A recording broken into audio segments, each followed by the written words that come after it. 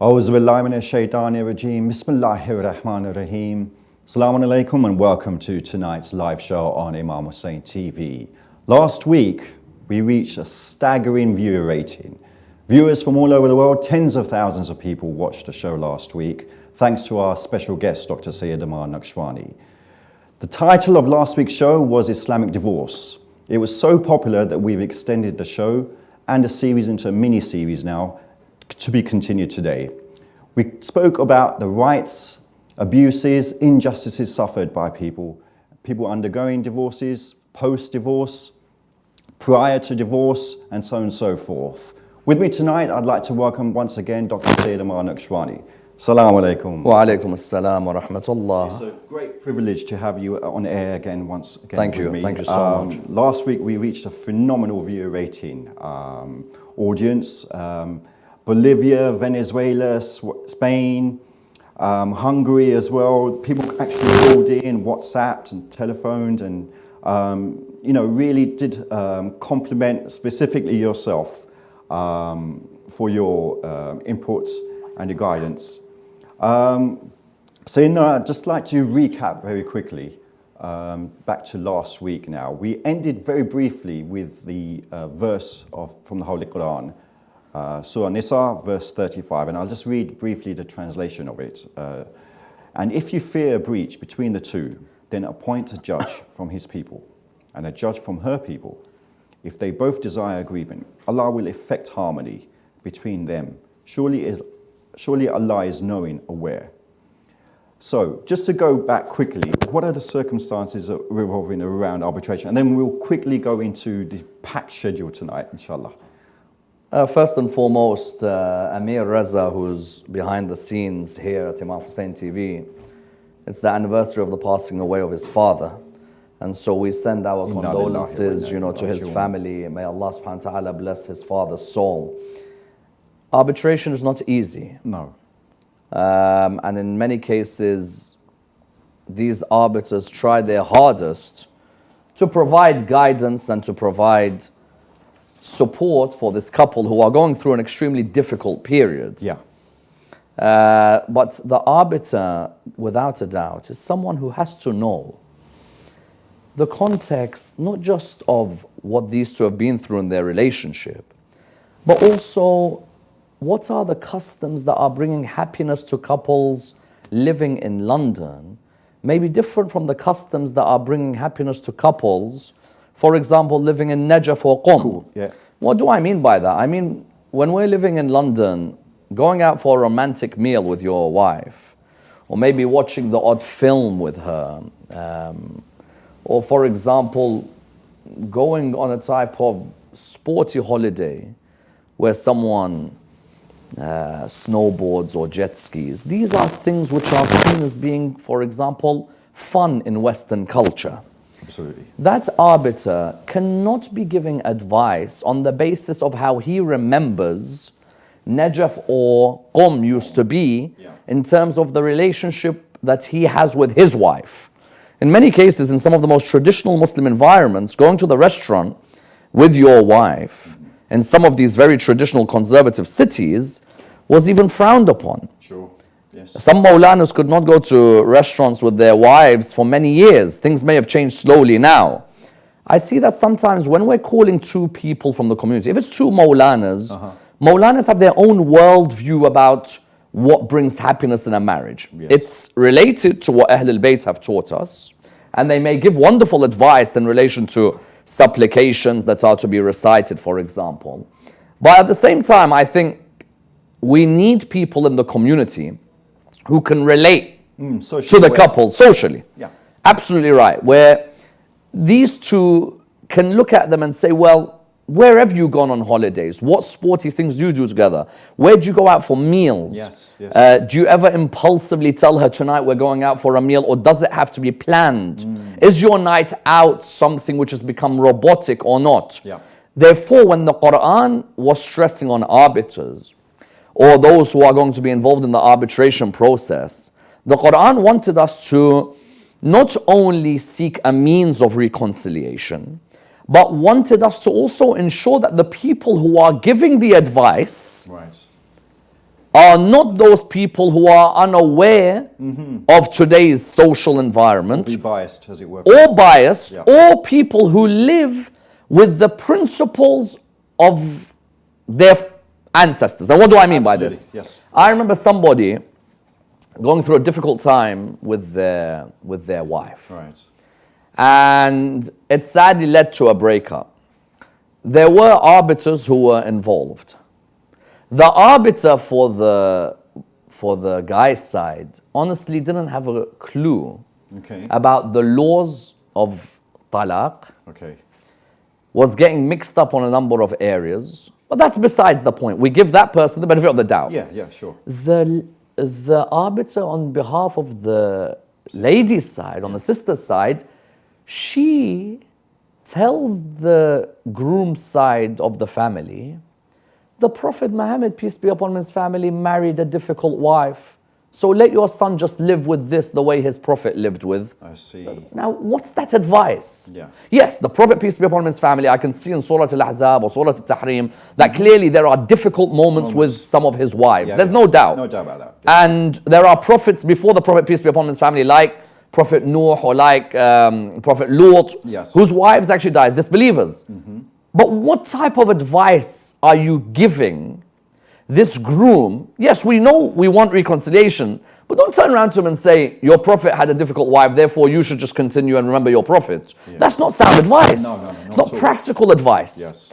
And even sometimes we may go to the Mawlana in our community, and the Mawlana may offer us a lot of wisdom in many areas, but marriage counseling, the way he understood it in Lahore or in Bangalore Yeah. or in Najaf or in Qom, is maybe completely different to today. In that time, you could have easily advised somebody that, look, you know what, you shouldn't get divorced because the whole community will put a black cross on you. Who's going to marry you afterwards? Yeah. Today, that's not advice. No.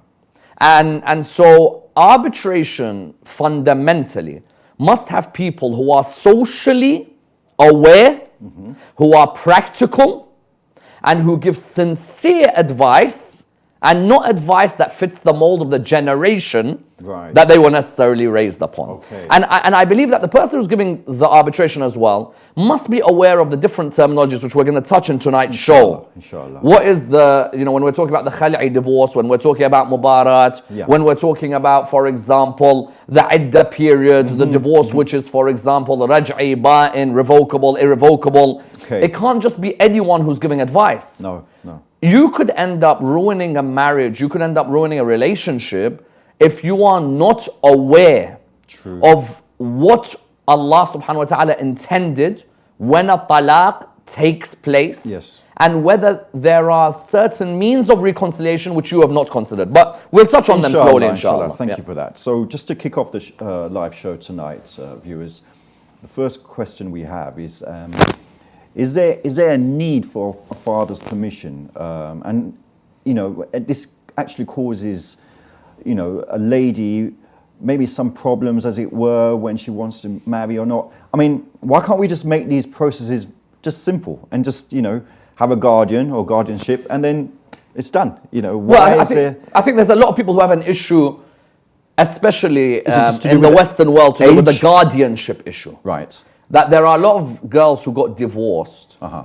who have, in my opinion, a viable complaint. And that is, why did I need my father's interference when it came to who I wanted to get married to?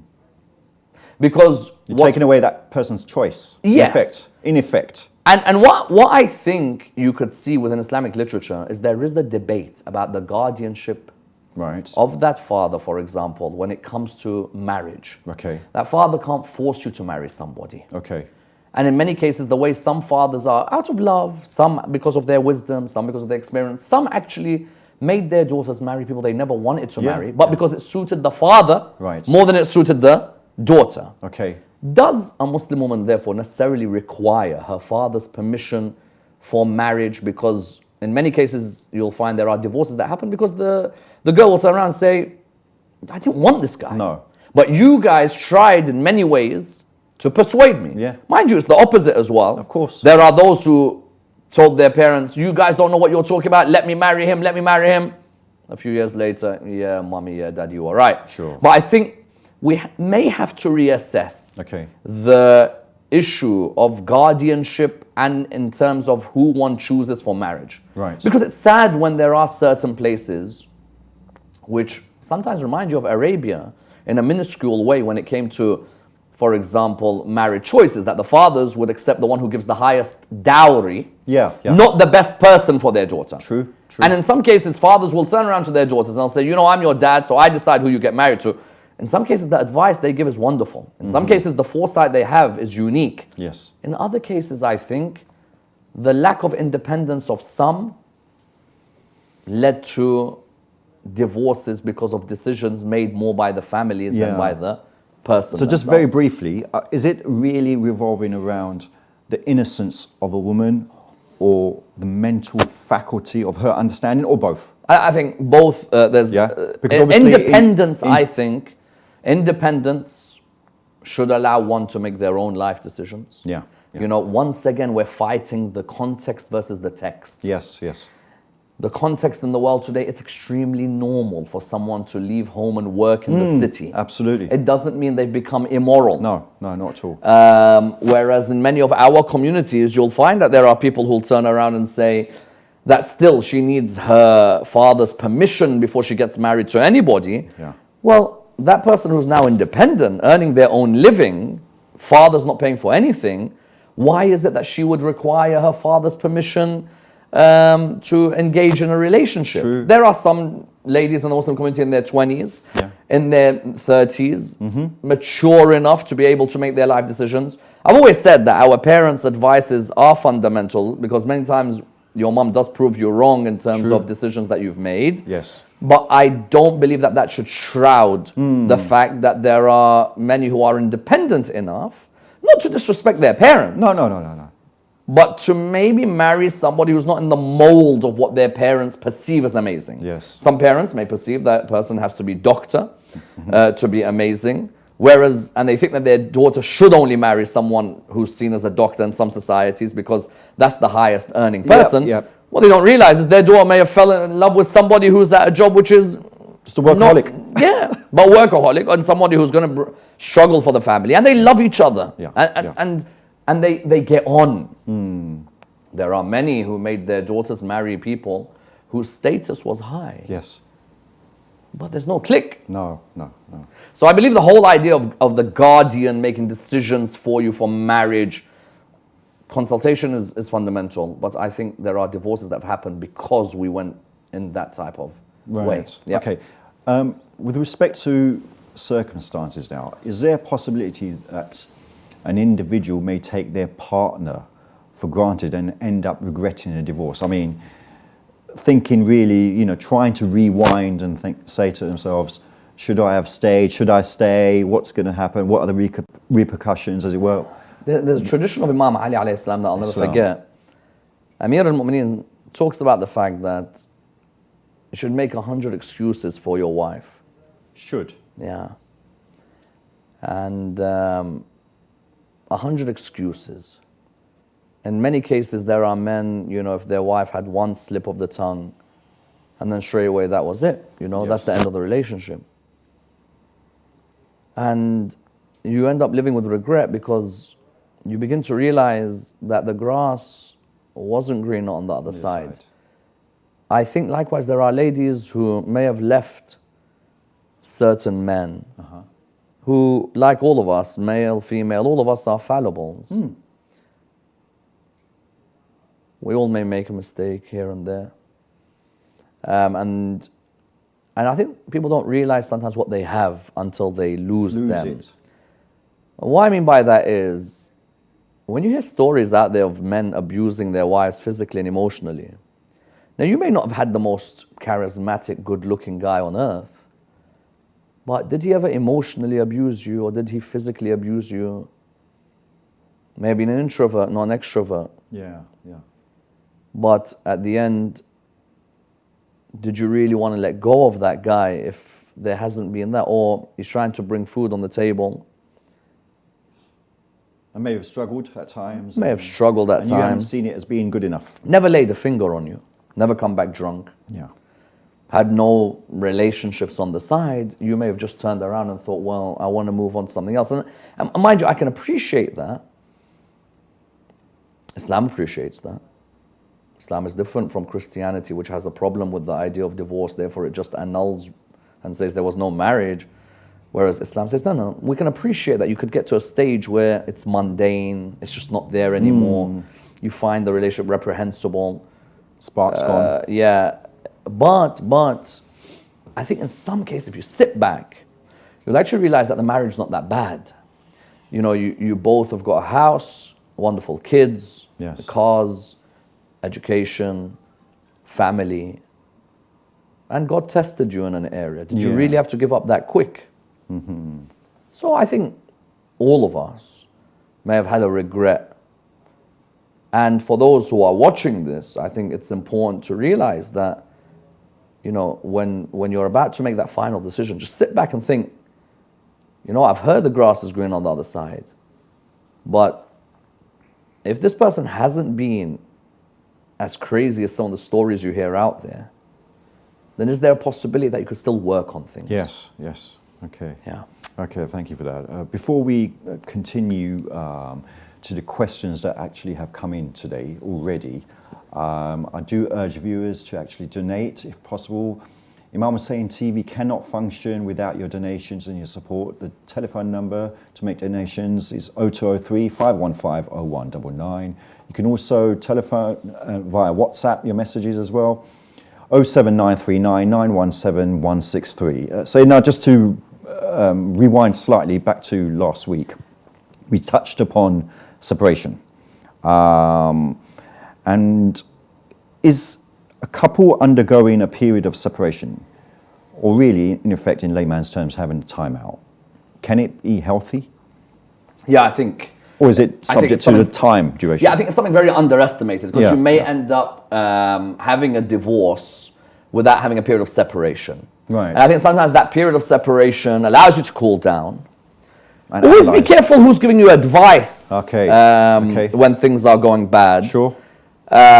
You might be getting advice from a divorcee who hates the world and everyone that lives in it. And she can't wait, or he can't wait to tell you, get out, get divorced. You know, this is the best thing that can ever happen to you. Be careful. Right. Not everybody out there who's giving you advice when things are going bad is a person of wisdom or is a person of God consciousness. True. There are some out there, because of their nasty divorces, hate mankind. Yeah. There are some out there, because of their nasty divorces, hate womankind. And after last week's show and the staggering number of emails Yes. that we received here at Alhamdulillah. Imam Hussein TV, it's amazing when you're looking at all those stories. And when you look at the stories, there are men who hate womankind. Yeah. And there are women who hate mankind. True. And there are some who will tell you, just finish this off, get out. And there are others who will tell you that, you know what, just calm down. Yeah. Chill. Don't get in each other's faces for a period. Try and rekindle the friendship that existed at the beginning. I hope there was a friendship that existed at the beginning. Try and rekindle that. And when you can rekindle that, then you know there's still something there. If you can't rekindle that, then okay. At least you tried. At least you tried. Yeah. And it's not just trying for mum and dad's sake. No. You actually try. Hey, there could be kids involved. Don't be so selfish and just walk. And remember, we're not talking the extreme cases where sometimes you have to walk. Yeah. I'm saying that just sometimes sit back and think, well, these kids are going to grow up in a broken home. Could we just maybe work on things one more time? Yeah. Plead to each other and just say, listen, is there a possibility that before we get this divorce, Maybe we just take a period out to see, is the spark still there? Do I miss you? Do you miss me? If it's there from one side, not from the other, okay, one can appreciate. True. But I do think the separation period is something that definitely is needed. You know, Okay. sometimes the Quran will say, وَاللَّاتِ تَخَافُونَ نُشُوزَهُنَّ فَعِظُوهُنَّ وَاهْجُرُوهُنَّ فِي الْمَضَاجِعِ وَاضْرِبُوهُنَّ. Those of your wives, you may fear there's an indecency from Okay, them. okay. At the beginning, talk to them. If that Right. doesn't work, separate the beds. Okay. Okay, maybe you go to one side of the bed and she goes to the other. And if that doesn't work, some said وَاضْرِبُوهُنَّ means hit them, and we try to prove that yes. this goes against the actions of Ahlul Bayt who are walking the Quran. But also some said that also means to travel away or separate away from each other. And I think that could be something which at least gives you that knowledge that, well, we stayed away, we tried, and it didn't work out. Yeah, okay. So now moving on to the questions. And so now we've got quite many questions, as it were. So Sister Khadija from Kuwait, via email, she's been abused in her relationship, but feels no one will marry her. If she divorces, you know, there's difficulty for her to earn, as it were, reliance and so on and so forth. What advice can we give? I wouldn't focus too much on this idea that if I divorce, who's going to marry me? There's this thing that goes around a lot that, you know what? Lack of faith. Lack of faith, but also, if you're in an abusive relationship, someone's harming you, someone's destroying you. Yeah. Don't turn around and say, but you know what, maybe it's better to stay in here and get beaten black and blue because who's going to marry me after? Not at all. No one. Yeah. In some cases, you're still absolutely beautiful inside out.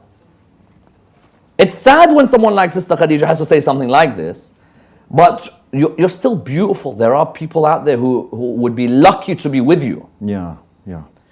And I'm again talking the extreme cases. There are some cases where there can be reconciliation, you can work with each other. But in the extreme cases, I know that there are many out there who just stay in marriages, either because they don't want to bring a bad rep to their parents. Listen, your parents are not living your life.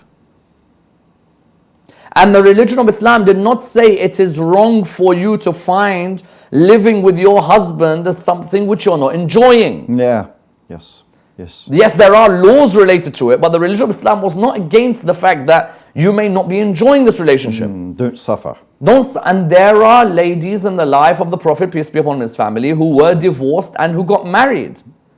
Zayd and Zainab. Zainab being the cousin of the Prophet, peace be upon him, his family, and Zayd being his adopted son. Okay. And you've got this clear situation where they don't get on with each other. There could have been a thought from Zainab that who's going to marry me? Yeah. The Prophet, peace be upon him, and his family takes it upon himself to marry his cousin. So those who are thinking, well, you know what, if I get divorced, how am I going to earn a living? It's better that this guy just punches me every day, and it's better that I just try and remain patient. No. I'm sorry to say this, because there are too many Muslims who beat around the bush on this issue or hide what's happening in our community. It happens in every religion. It happens in every culture. I don't care if you're monotheist or atheist. There are people who have abused their wives in every culture. But don't just sit back and think, well, you know what, actually, I don't want to hurt dad's feelings. Go to your father and speak to him. Yes, yes. If it's reached an extreme case. And even if it's not an extreme case and there's no click. Open up. In that situation, open up with your husband. Yeah. Open up and say that, listen, why are we going to hurt each other even more? It's going to become really nasty. If there's nothing there, then where are we heading? And that's why there are chapters of law called the chapters of talaq, the chapters of, you know, the khali'i divorce and the mubarat or the mubara'ah. And all of these, you know, all of these sections are talking about the fact that you may actually look at each other and you may resent being with one another, or one part may resent the other. Yes. So this is something that can happen. Yeah. Yes, okay. So now, I'm not sure if you're aware, and viewers as well, but there's a sizable community, a Shia community in Argentina as well. So we've had a question from there, from another sister, Sarah. She has 3 children, married to a very arrogant husband. Unfortunately, there's no sex life. But she's concerned about who will accept the children if she wants to move on. So what is your sort of... I can appreciate her concern, Yeah. definitely.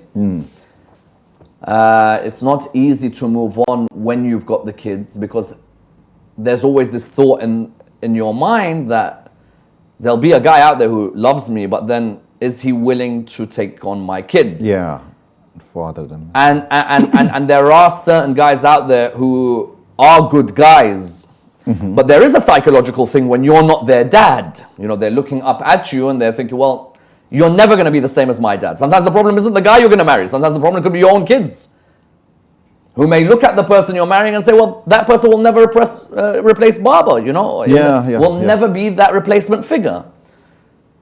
But once again, if you're with someone who's arrogant, who has there's no sex life left anymore, could be two things. It could either be you've reached an age, for example, where things aren't as great as they used to be when you were first together, or he's enjoying things on the side. Yeah. You know, he's enjoying his holidays and his trips and his local whatever, and he's enjoying that on the side, and it shows that he's got no interest in you. If he's not maintaining you financially, or he may be, but not maintaining you physically as well, that's your right as well, then there has to be someone who is called for the arbitration here. Right. It shouldn't be something that you just allow to go on. Why? You know what? I'm with your dad. I'm only with your dad because he's, because you're around. Otherwise, your dad's so arrogant, he doesn't speak to me anymore. Then no, the mom shouldn't be in that. Either the dad fixes up and the dad makes it clear that I want to work on myself, or I'm sorry, or there's asking for forgiveness. Or there has to be now a change of the relationship. True. I know some people out there might think, but you're now making the divorce sound so easy. I'm sad when I see women who live lives where they've been hurt. Yeah. I'm sad when I see that there are ladies out there who've done so much for their families and it's not appreciated. Breaks your heart. It does. Because I'll tell you why it breaks your heart. Because when it happens to your own sister, that's when you realize how difficult it is for others. Yeah. When your own sister has to go through a situation where she's with someone very arrogant or abusive, somebody who's just got no interest, it hurts you. Yes. Yes. And so I think the sister thinking, well, I've got kids, how can I move on? The Prophet Muhammad, peace be upon him, and his family, he taught us a lesson. He married widows or he married divorcees, and the fact that they may have had kids did not get in his way. Salama, when he married her, Salama had a son by the name of Ammar. Okay. And Imam Ali later on names his son Ammar. Right. After Salama's son, Ammar bin Muqrin. Okay. Because people do ask us this question about some of the names of Imam Ali's kids, and there are great personalities out there who have named these names, and Ammar bin Muqrin was one. And the Prophet, peace be upon his family, doesn't turn around and say, well, why am I marrying this lady when she's got a kid? I don't want no kid from another wife. You know, it's a real softness in the heart of the Prophet, peace be upon him, his family. Okay. But you definitely don't deserve to live a life with somebody who treats you in a way of arrogance, that's for sure. Okay, we have another email question, as it were. The sisters intentionally use an anonymous name, so she said, please use a different name, please use Zainab. So this sister has contacted the channel and said that she's more religious than her husband. Her husband has no interest in going to majalis or sacred places or ziyarah. What should she do? She feels divorce is the best option. No, divorce is not the best option. Okay. No. I'll be very frank about that. Being more religious than your husband doesn't mean divorce is the next step. Okay, so viewers, do please... This is fundamental to the viewers. I have to repeat this. Yeah. I may have an interest in going to majalis. I have an interest in taking the kids to the madrasa. I have an interest in going ziyarah. The husband doesn't.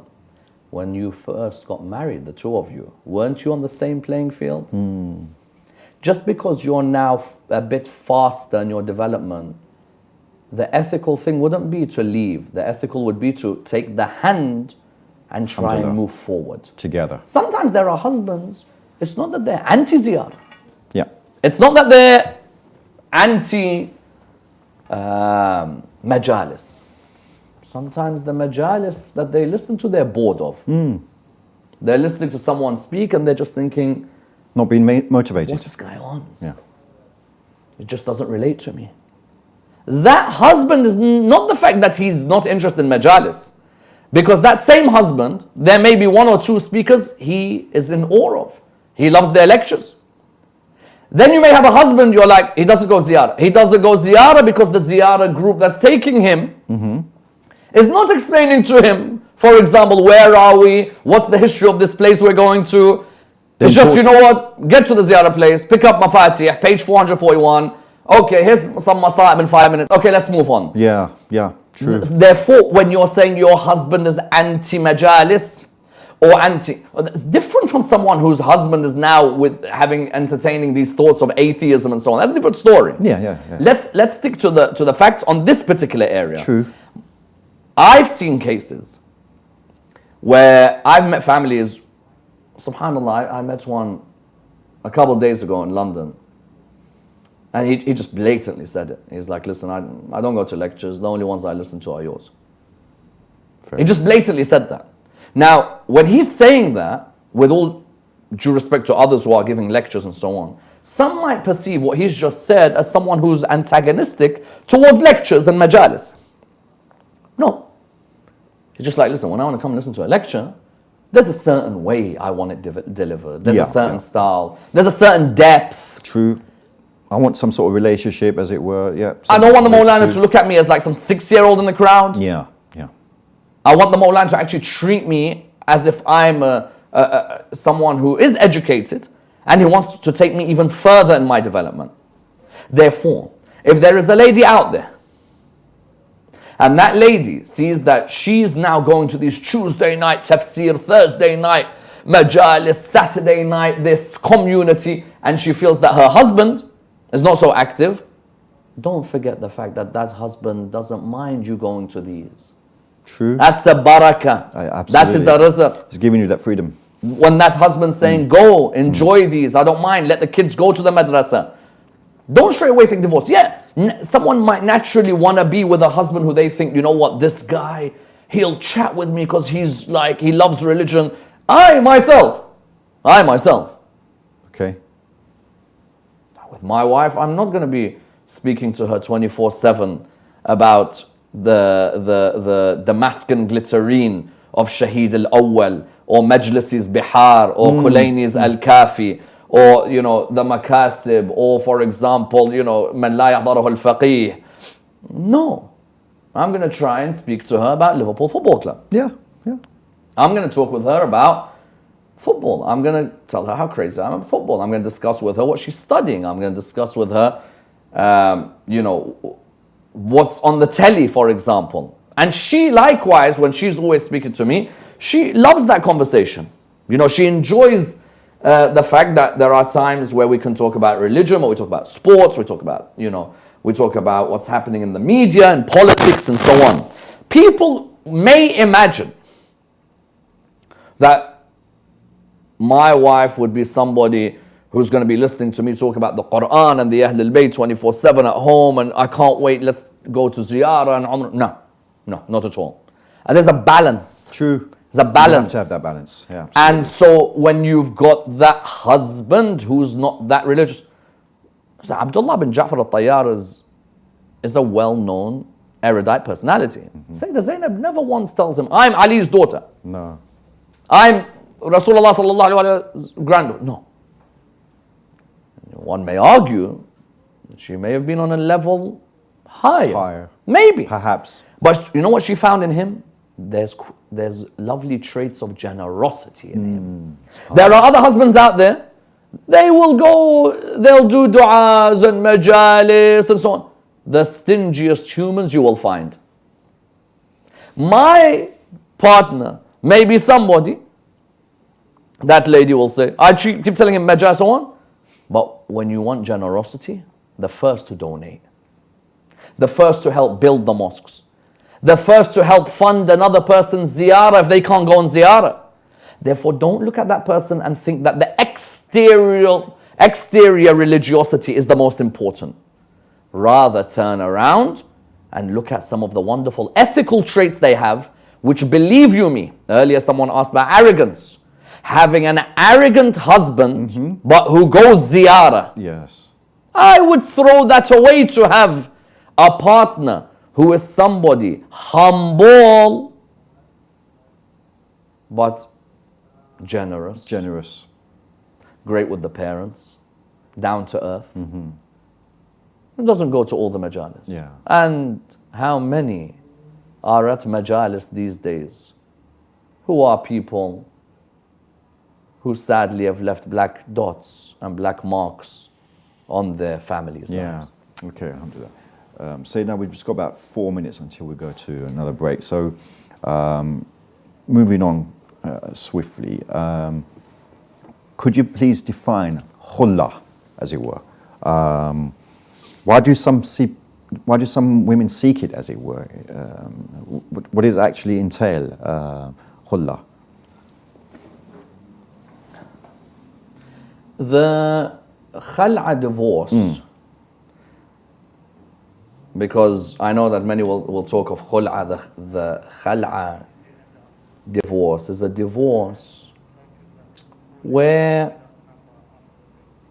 the woman finds living with her husband as something which does not bring her any more happiness. Distress. She resents being Distress. around him. Okay. There's distress when she's around him. She can't stand him. Maybe she can't stand the way he looks. Right. Could be as simple as that. But the issue is directly with the husband. Right. Okay. For the khal'a divorce. And when you're looking at this particular divorce, you're finding that the lady doesn't like, for example, the look of the husband, the manners of the husband, the akhlaq of the husband, and so on. When she doesn't, then there is a certain sum that she pays. She has to pay that. She pays. The sum of what is seen as, for example, the dowry that's given back to the husband. Okay. Yeah. So, for example, the husband paid $750 dowry. And when the husband paid $750 dowry, she can give back that $750. All of it. All of it. Not partial. She gives back the $750. Now, husband may be somebody who agrees to waive. Husband may be somebody who can also charge more. In the Mubarak divorce, Which we will come to. both of you find the relationship, you can't stand each other anymore. It's not one-sided. So there's a consensus, as it were. Right? Yeah. So in the khal'i divorce, you have reached a stage where the wife doesn't want to be with the husband. In the Mubarak, that is now a stage where both of you don't want to be with each other. The wife wants a divorce. In that one, you stick to the limit of what's been spent on you. Okay, so now we're just going to end just there. Viewers, do join us again in the next couple of moments, inshallah. I'm just going for a short break. And also to call in for your questions and donate if you can. 0203 515 0199 is the telephone number. Telephone number for WhatsApp questions is 07939 917 163. Back shortly, inshallah.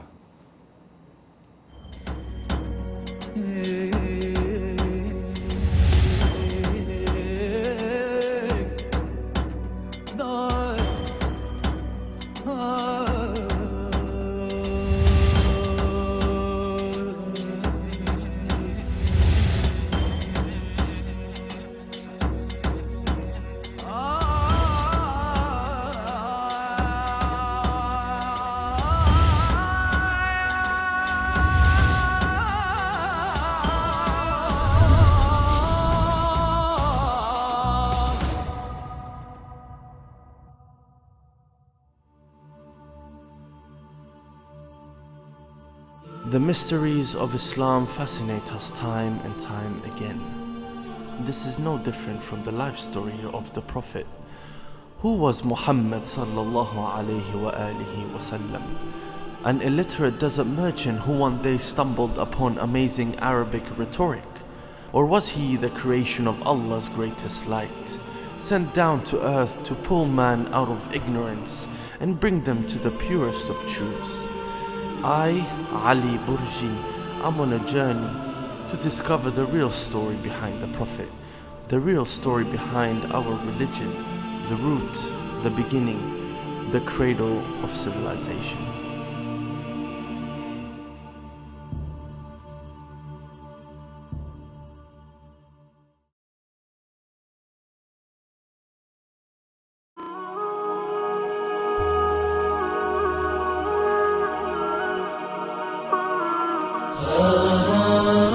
أعوذ بالله من الشيطان اللعين الرجيم بسم الله الرحمن الرحيم. Have you ever contemplated over how this universe, the universe in which we live, how it came into existence? Have you ever thought about whether there exists a possibility for a life after death? Is it possible that this vast universe came into existence through chance? Or is it possible that it was created by some deity? And is there any proof to establish this theory? These are some of the questions that we hope to address through this new show, Journey Through Ideology, where we will try and establish answers to critical ideological questions and establish the 5 basic tenets of monotheism using textual as well as rational proof on this new show, Journey Through Ideology.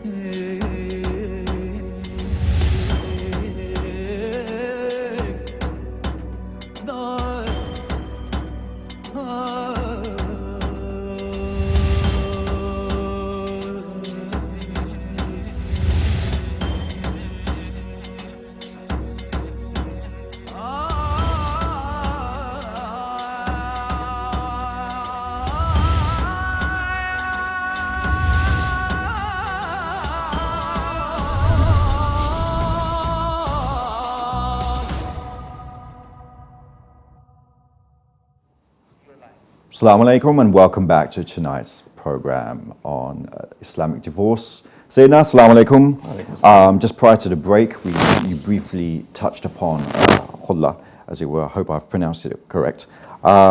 Just going and continuing into that on that topic. Yeah, let me just continue. Please, and the discussion on that.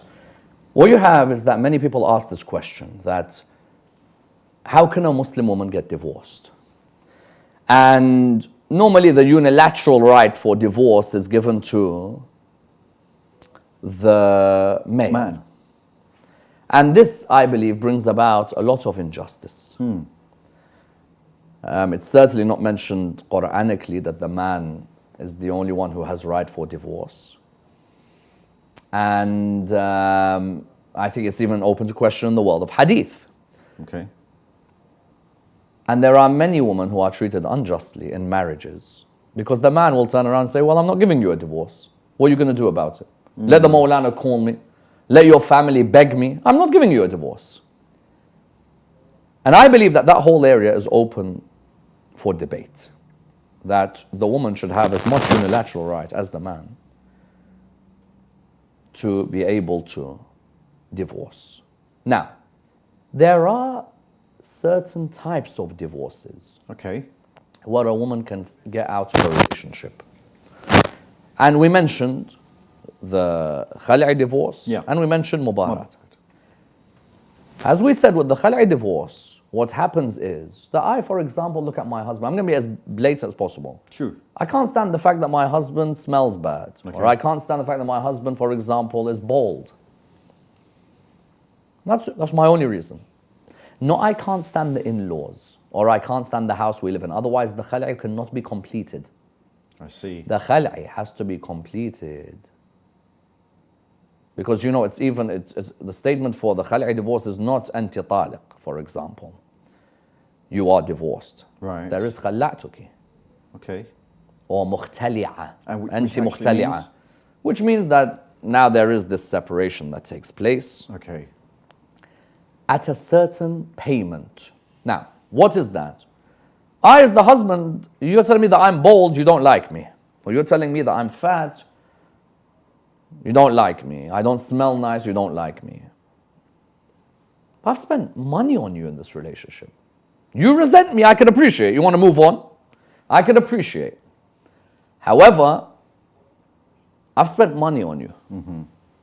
Give me back the amount, which on the minimum, let's say for example, is the dowry. Right. You give me that dowry back, you have your divorce. They are also, the husbands, entitled to ask for more than that dowry amount. So if the dowry amount, for example, is £2,000, let's say, if that's the dowry amount, then a person could turn around and say to the wife, you don't like me? Okay. I don't want to live with someone who doesn't like me. I'm not going to beg you. Give me my 2,000, for example, that my family gave your family on that day, and move on. There's a problem with the khala'i divorce. It's irrevocable. In which sense? Normally, when there's a divorce, Yeah. normally the divorce is revocable, because in the iddah period, which we'll discuss shortly. Inshallah. Now, when someone gets divorced, there is an iddah period. Say 3 menstrual cycles, for example, or 3 months for the one who doesn't menstruate. And so, normally if I get divorced with somebody, there is this period in which we can reconcile. With the khala'i divorce, or I see many commonly call it khula'. Okay. With that divorce, it is irrevocable. Unless Right.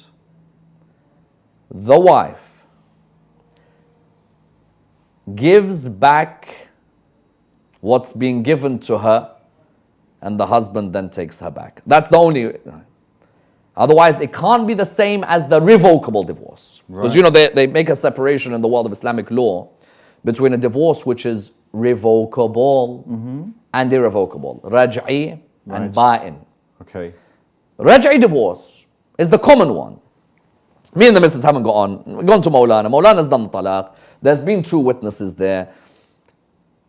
3 menstrual cycles later, if I haven't touched her, if there's no intention of return, she moves on. However, if there is an intention of a return, then we can come back with each other. Yeah.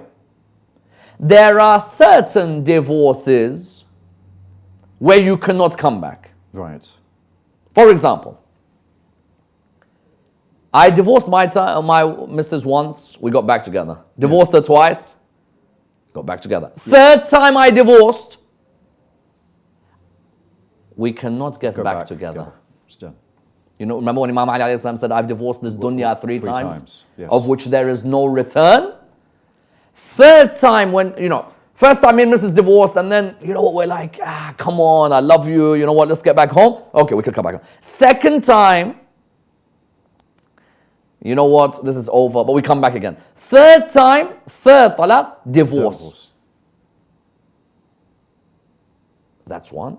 The other one is the khala'i divorce. Right. But the khala'i divorce, in the iddah, if your husband had given you, you had given your husband a certain amount, if you give it back to them, they can take you back during that iddah. Okay. So that's with the khala'i. Okay. With the mubarat divorce, the woman doesn't like the husband, but the husband also doesn't like her.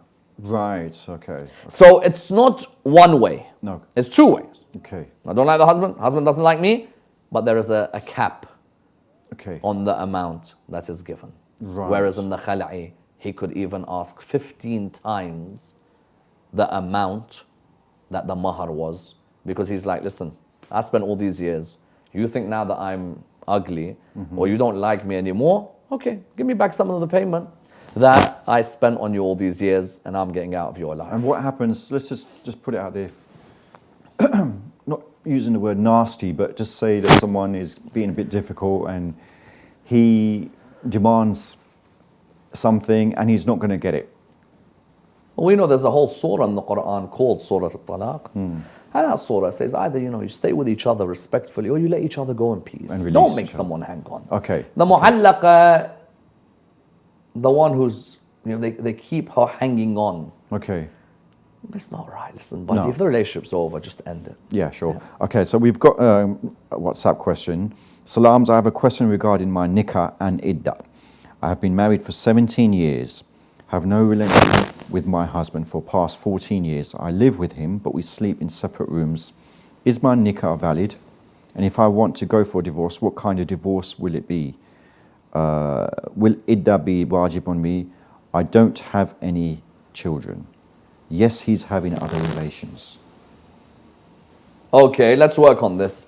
They have not had sex for what, 14 years? 14 years. Doesn't make a difference. That they had sex in the beginning of the relationship would mean that an iddah would be the iddah period. Okay. Iddah period of the 3 menstrual cycles. She would have to observe. The fact that the husband is not maintaining her rights physically, you can go to Hakim al-Shara, for example, or you can ask for the khul'a. Or if the husband is clearly having affairs outside of marriage, it means that the both of you, there's no more interest in each other. Right. He's elsewhere, you're elsewhere. And in that case, even the mubarat divorce can be done as well. Right. So yeah, Okay. iddah would still have to be observed. Okay. Even now, some of the viewers may say, I got divorced last month. We haven't had sex for 2 years.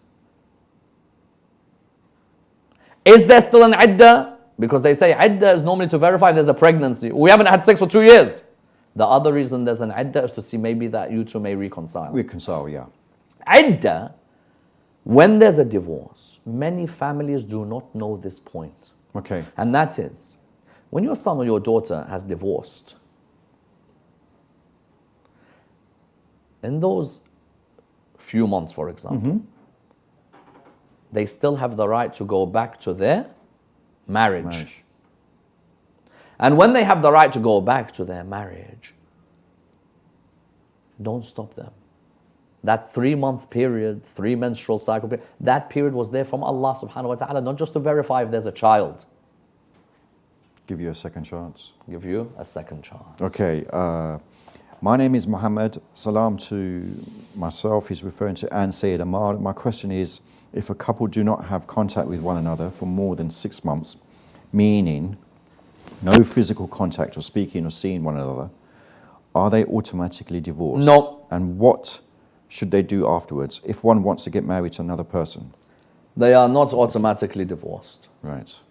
Not at all. Okay. If someone does not have sex with their partner for 2 years, they are not automatically divorced.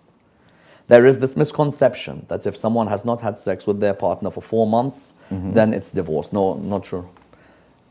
You should never leave it longer than 4 months.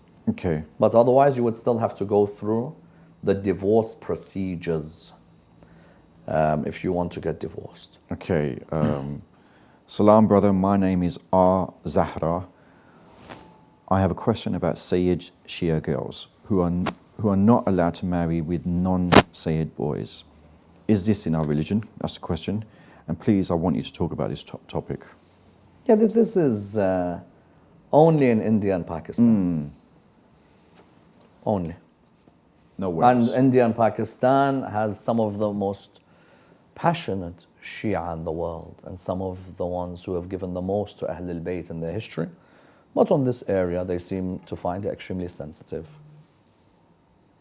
Okay, right. We'll come back to more questions on khula, but the questions are coming in quite fast now. Salam, if someone has a kid from a random Christian girl, let's say a one-night stand, and they never got married, and she doesn't want to know about Islam, what do they say?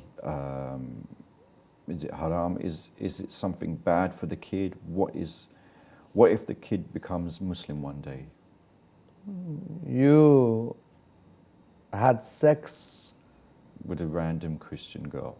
and we don't want to say random. I don't want to belittle anybody by using words such as random. You had sex with somebody, you have a kid, look after the kid. Right. Don't go out there and have relationships, and then when there's a kid, you want to run away. Okay. So let's just go back to khulla, as Yep. it were. Can you return to the husband? Can a wife return to the husband during the iddah of a khulla divorce? If she gives the money back, and the husband then takes back from there and accepts, yes. Okay, That's right. the one, yeah. We've just got just over 20 minutes, so Yep. quite a lot of questions to get through. Do offices of the Maraja actually help? I mean, some actually think that, sometimes these offices are disinterested or are their affairs or, the complaints are moved one office to another office. What can be done about this, as it were, to sort of harmonise that process? An office in any institution always has people who try their hardest to serve you, and there are people who may be negligent in their duties. If I now go to a big bank in London, there's somebody in the customer services of the bank who will work diligently on my case, running around back and forth to help me resolve my financial issue. And there's somebody who looks like they've had the worst day in their life and they want to help. Yeah. And I think likewise when it comes to some of the offices of our mosques and Islamic institutions, it works like that as well. Okay. There are certain people who are extremely helpful. They go out their way to listen to so many marriage cases and divorce cases in their communities. And there are others, maybe you caught them on a bad day if I give benefit of the doubt. Yeah. Okay. In addition, can you please advise what Hakim al-Sharia is? What exactly is it? Well, if you've got a marja out there and the marja has representatives, say you have the marja's rep who can interfere in your divorce case where no one's listening to you, your husband financially is not looking after you, your husband is not keeping in touch even with you, and in many cases many women did not know who to go to, because then when they tell the husband's like, I'm not doing anything about this. The marja may have a rep, for example. That marja's rep may be in London. You go to the marja's rep, okay, and that person will call him. Once he verifies that this person truly is not trying to maintain contact or is not looking after the duties that our husband has to look after, he can arrange for that divorce to take place. Right. It's not some random, any Tom, Dick and Harry who could do this, by the way. Hakim al-Shara has assigned certain people, for example, who have that authority on his behalf. Okay. Yeah. Okay. So ultimately, just extending that point, what are the rules around Hakim al-Sharia for a husband and wife? I mean, for example, if the husband has been abusive, can this take place without the husband knowing? If the only way it can take place without husband knowing is if the husband blatantly doesn't answer anyone's calls. Right. And then at that moment, the rep of that marja can annul and ensure that the divorce takes place. Annul it. Yeah, he can do the divorce. He gets his two witnesses, and those witnesses ensure that it's done. But I think the best way is to talk with the person. Yeah, absolutely. A person should try their hardest to talk with somebody. And if you find somebody cursing you on the other end of the phone, then you can only imagine what his wife's been through. Yeah. Okay. With regards to iddah now, why is there an iddah period in Islamic fiqh? In terms of, is a husband responsible for his wife in iddah period? When you divorce your wife in that revocable divorce, you're still meant to look after her food and clothing. Okay. I think there's a misconception in our communities where people think that when you divorce a girl, you got to kick her out of the house. Right. No, you don't. Give her shelter, give her food, give her clothing, until that iddah period is finished. Okay. Yeah. So that iddah period is either there to verify if she's pregnant, as you mentioned, yeah. Or reconciliation. Maybe the two of them miss each other. Okay. In that period, and if in that period you miss each other, all it takes is a touch and you're back together. Yeah. Okay, so staying on, we've got a question on iddah. So just before we get to that, can there be sexual relations in iddah between the husband and wife? The moment you touch each other and you're back together, the intention is there of return, and you're back together again. Okay. In the revocable. Right. So Sayyidina Salam, what if the iddah period is not observed by the woman after the divorce is granted and she has relations with another person? What then of the divorce? As a precaution, the person, so there's a woman in her iddah period, and But she's not observing it. So she's had sex with somebody else. Yes. In the iddah period. Yeah. As a precaution, that person becomes haram for her to marry. Right. Okay. Yeah. And naturally, I'm assuming, because can a husband and wife live together in the iddah? Yeah, of course. The Quran talks about the fact that, you look after your wife when you've got divorced. It shouldn't be a case of, look, I can understand if we're going to be very real, you're probably both so angry with each other and you just you don't want to see each other's faces. But obligatory on the husband is that he has to maintain his wife in the iddah period. Okay. Yep. So now you may have answered this, but I'll just put it out there because viewers have asked me to actually ask you this. Can there be a divorce with no iddah? Can there be a divorce with no iddah? Two cases.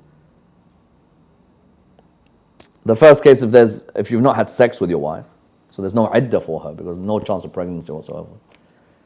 And the second is if the lady is above 60. Okay. Because the menstrual cycles won't apply. Right. So those would be the two cases where there's no iddah.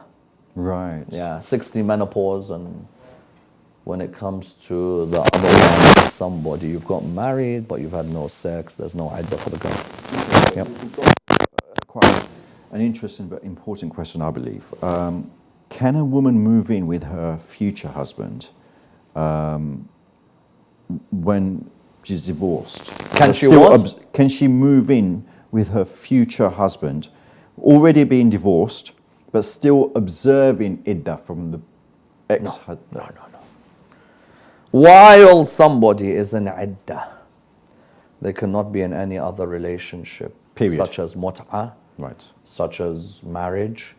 You cannot have an Islamic marriage or a mut'ah, temporary marriage. And sex, if you have sex with somebody while you are still in the iddah of talaq, as a precaution, it is haram for you to then marry them. Right. So we've had another question. Mona, she wants to know, and she's used as also an anonymous name, as it were, so Mona isn't her name. If, albeit having sexual intercourse with her husband, she was in iddah of ex-husband, can they marry each other?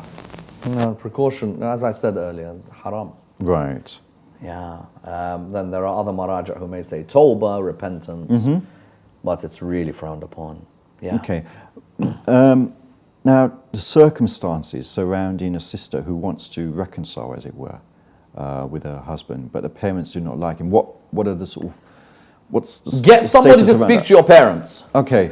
Get somebody wise from the community to have a word. If you still love your husband, and some people fall into this trap that, you know what, I want to go back to my partner, but my parents don't like my partner, so I'm not going to go back. But I love my partner and I miss my partner.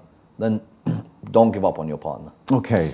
Try your hardest to find somebody in the community who's going to be able to give good advice at that moment. Right. Okay.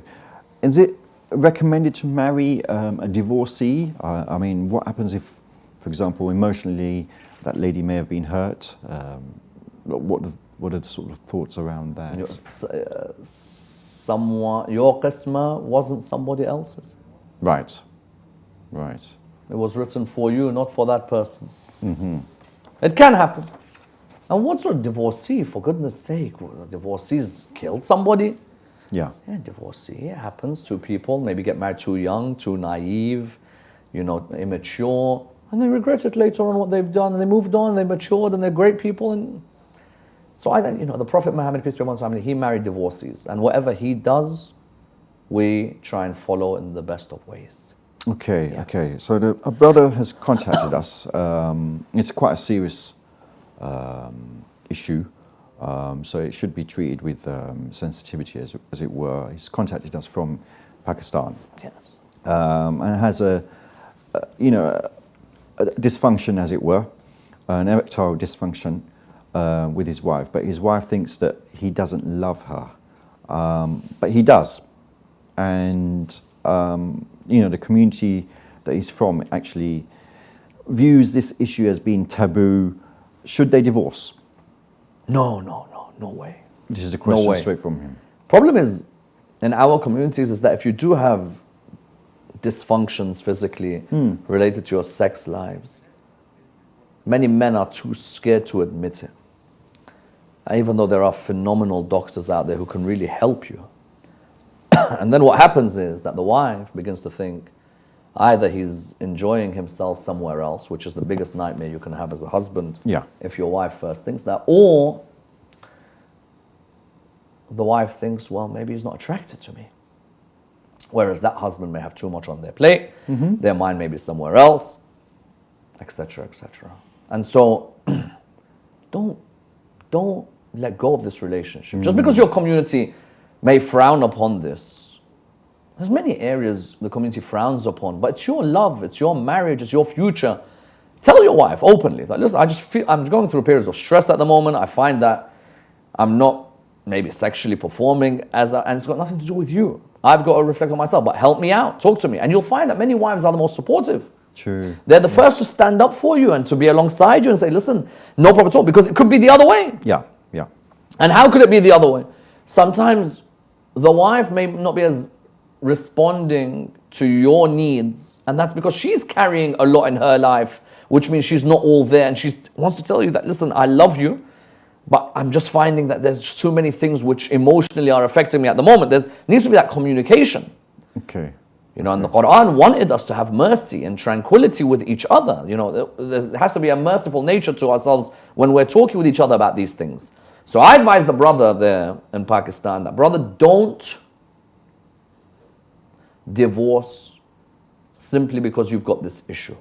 And if you love your wife and your wife loves you, don't even let her think, well, what's his problem? Is it me? Open up. Yeah. Open up and say that I've got this issue.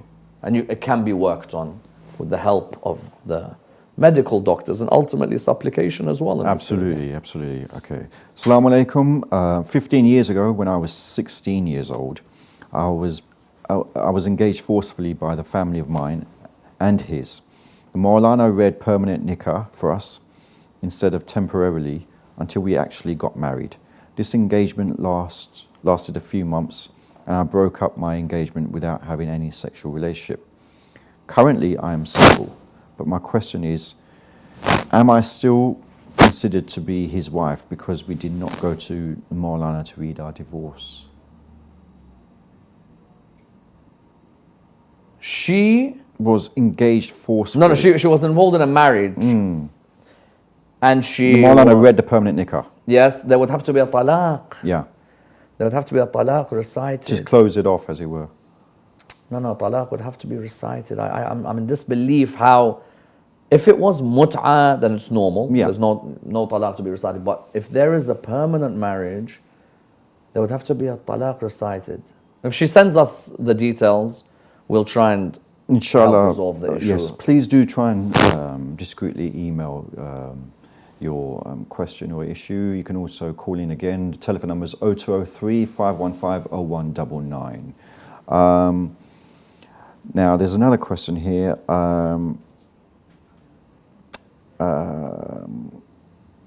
It's a little bit staggered, as it were. I think it's the same person. Currently, he is a married man and having his own children. There was no sort of relationship between us after I broke up with him. So there's been a break, but as you mentioned... Yeah, there would have to be a talaq recited. I just don't know what's happened with that. Right. We would have to listen to it further. Right, Yeah. okay. I have an urgent question for Sayyid Nakshawani. I'm messaging from Pakistan. I was married for 12 years. 10 of those years I spent trying to get a divorce. My husband wasn't Shia, but we had a Shia nikah. He finally sent me the divorce papers. Am I divorced through Sharia? Is the legal divorce enough for me to move on? So the talaq was done. It was married to obviously someone from another school in Shia. Islam. Yeah, so another mother. We had a Shia nikah. Yes, the talaq counts. It's okay. Talaq is done. Yeah, so this is enough to move If a Shia girl is married to a Sunni boy, Shia lady married to a Sunni man, yes, and they done the talaq according to Ahl Sunnah. They don't have, for example, witnesses there, the talaq is valid. Okay, Yep. right. Same person, I believe. It was my first pregnancy and my husband was insisting I get an abortion. Should this alone be a reason to get a divorce? Abortion, if the mother's life is in danger, is allowed in Islam. Okay. And if not aborting will bring unbearable harm, then it's allowed in Islam at a certain period of which there is debate and discussion. So we would have to review the case and see what the circumstance was. Sometimes a person looks at such moments and should seek repentance from God, but it's not enough for divorce. Okay. Salams, does the husband still have to pay maintenance to the wife after the iddah period? And if so, for how long? And if they have children, does husband still have to pay maintenance? Inshallah, in the next show, inshallah, we're going to have a complete dissection of what happens with the kids after the divorce and custody of them. Right. Salam, brother, have a question. Is it okay for an older woman to marry a younger man? As the Prophet did marry Bibi Khadija, but due to the community issues, please, should we keep away from this? So, Nah, not at all. If you're attracted to someone older than you and you feel that there's a click there, then why not? yeah. Okay. Now, just going back to the schedule for tonight, a caller called in, Asif, and his friend, in a moment of anger, said talaq 3 times to his wife. Does this annul the marriage? Shia, no. Period. Other schools in Islam, maybe. Okay. Because sometimes, because when people hear, if you say taliq, taliq, taliq, then it's a divorce.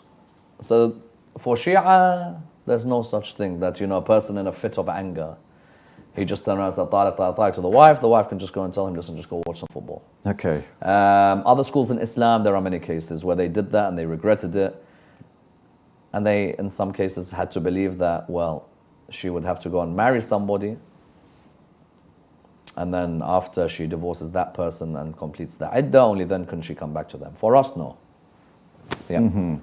Okay. What happens if a sister marries someone else? Can the first husband take his ex-wife back?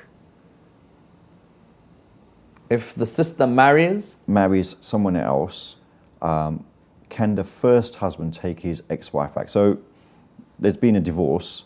Can she marry someone else?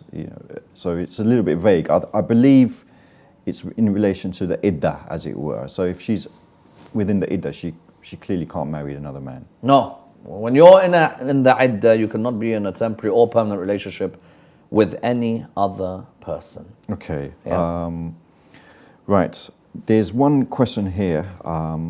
The sister hasn't emailed her name, but it's quite a disturbing question. My husband, and it's quite a sad case. I think I'm sure everyone will agree. My husband divorced me an hour before I gave birth. When does my iddah end? My husband divorced me. An hour before I gave birth.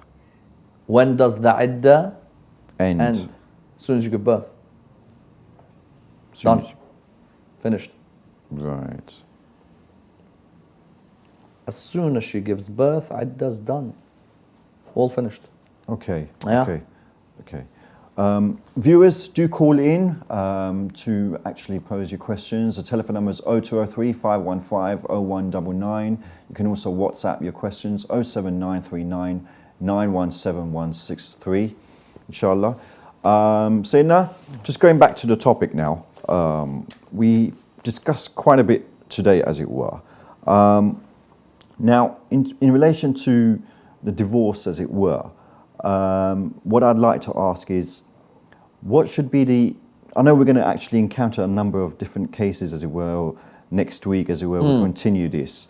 But we've spoken about khulla, we've spoken about other cases, as it were, divorce as well. There's a particular verse in the Holy Quran, if I can just go back to it.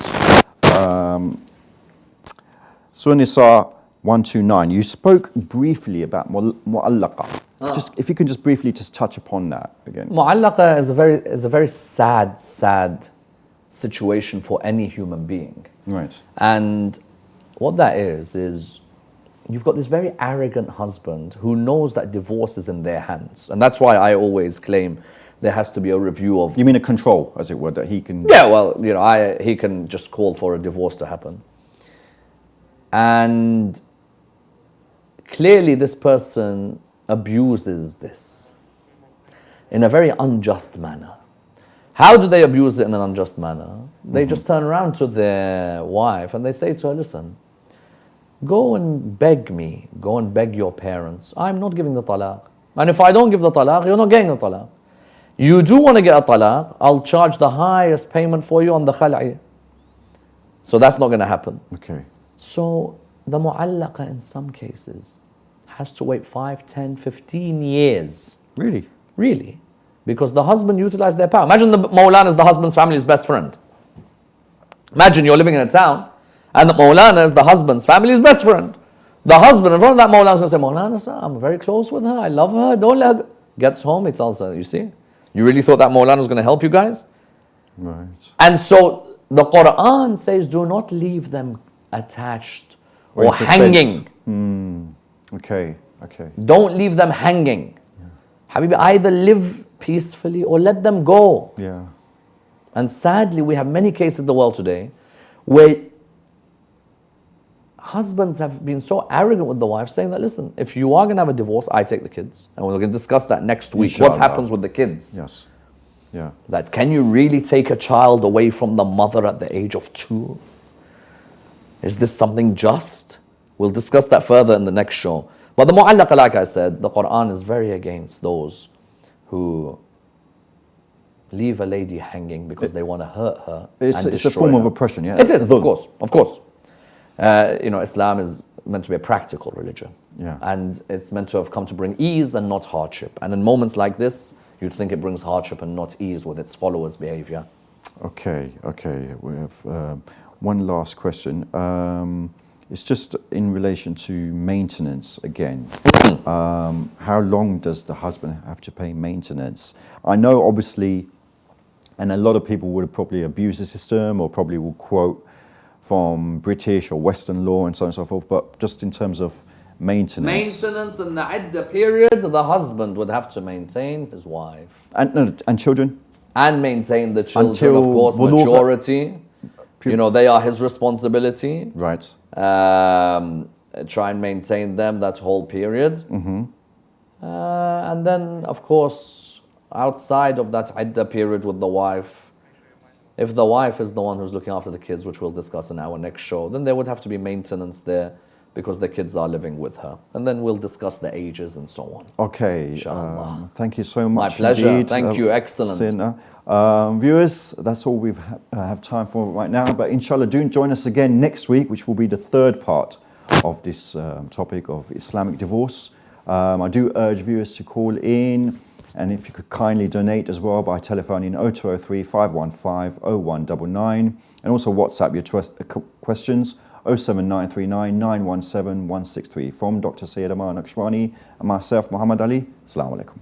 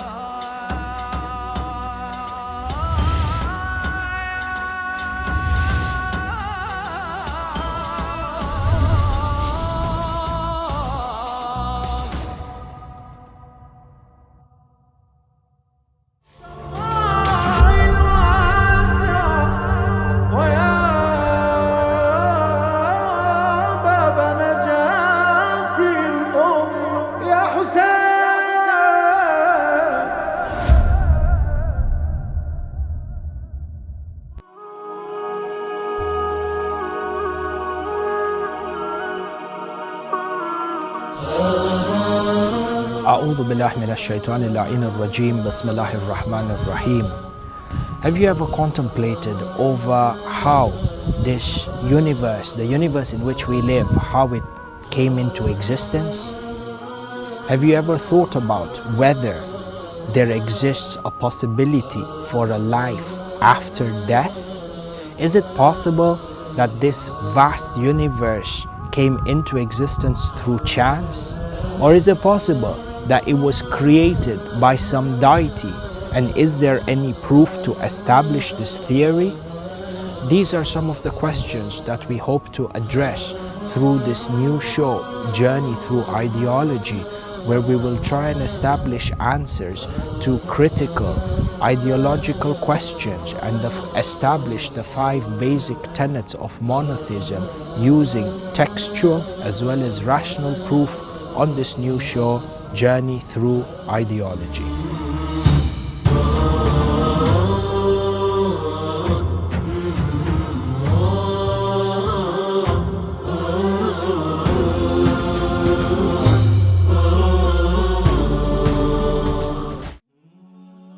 استشهدت فاطمة، قتلت فاطمة سلام الله عليها. ليش؟ لأنها تصلي. هواي نساء كنا يصلي لأنها تصوم.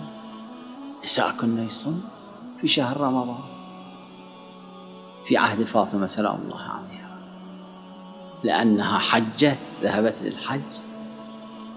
نساء كنا يذهبن للحج. تعطي صدقة، نساء يعطينا صدقة.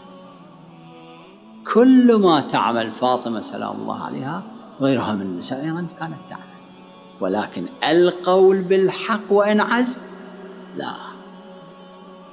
كلمة حق عند إمام جائر لا، هاي خاصة بفاطمة سلام الله، وهي اللي جابت القتل لفاطمة، جابت الظلم لفاطمة، جابت التعذيب لفاطمة. هذا أساس الأخلاق. كلما ندرس نحن ونتعلم ونقرأ من الأخلاق أساسها هذا الذي يبنى عليه، هذا الذي يوجب البقاء.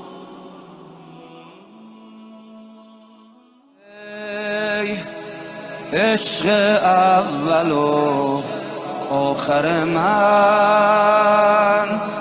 ای مهربان تر از مادر من، یا واهب العطایا یا منتهی الرجایا یا دافع البلایا، ارباب تشنه سر جدا، خون بهایت خدا، السلام علی ساکن کربلا یا حبیبی حسین. نه قوت در کمر دارم، ابوالفضل علم دارم. The hadith is Sharif Ma'soom Imam al-Sajjad, he says, Allah subhanahu wa ta'ala has given my uncle Abbas a maqam such that on the day of judgment all the shuhada and the siddiqeen will wish they had the maqam of Abul Fadil. And the Imam did not leave an exception for anyone within the kawn. The exception that we know is Ahlul Bayt through Ahkam Aqli.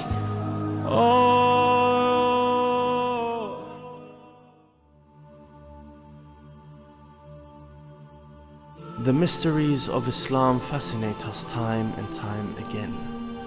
This is no different from the life story of the Prophet. Who was Muhammad sallallahu alayhi wa alihi wasallam? An illiterate desert merchant who one day stumbled upon amazing Arabic rhetoric? Or was he the creation of Allah's greatest light, sent down to earth to pull man out of ignorance and bring them to the purest of truths? I, Ali Burji, am on a journey to discover the real story behind the Prophet, the real story behind our religion, the root, the beginning, the cradle of civilization.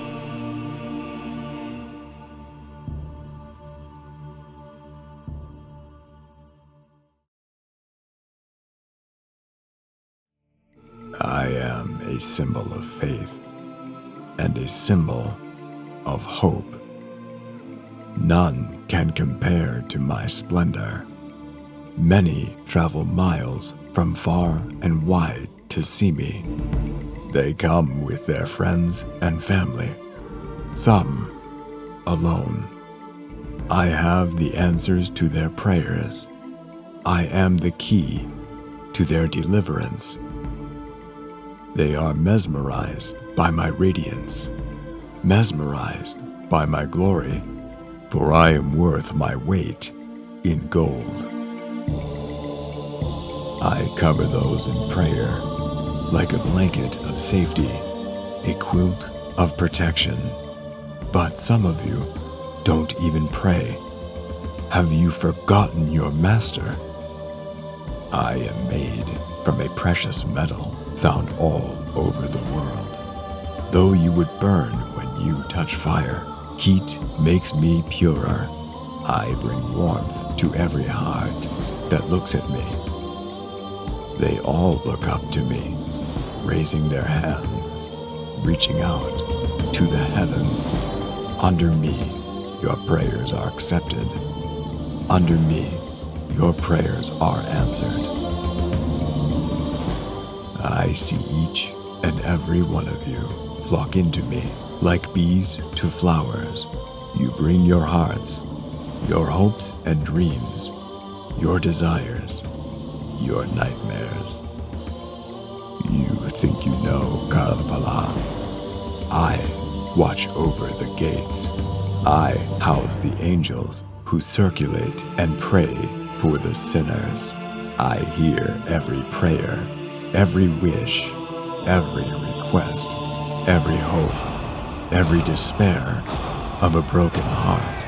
I hear every mumbled and uttered word of salutations. O Hussein, peace be upon you. You want to touch the shrine. I make sure no rain nor dust falls on it. I make sure no harm can come to it.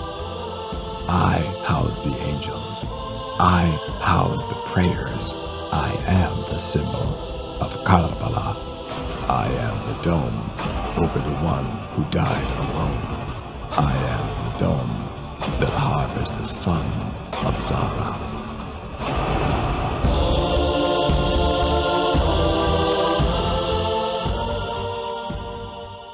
Many of the youth in the West complain that they don't have an access to an English interpretation, tafsir or commentary of the Holy Quran. It has reached us from the Imams of Ahlul Bayt alayhim salam that there is no problem that one faces where he or she cannot find its answer within the Holy Quran. Inshallah, one of this year's New Year's resolution will be to connect and to understand the Holy Quran. From the holy land of Karbala and within the vicinity of the shrines of Imam al-Hussein alayhi salam and Abu al-Fadl Abbas alayhi salam, we will bring you a series of lectures about the interpretation and tafsir of the Holy Quran. Our aim is to start a series of lectures starting with the first chapter of the Holy Quran and continue inshallah to the last chapter. If you have followed my lectures, you know my style. Inshallah, we will have an action plan within every episode.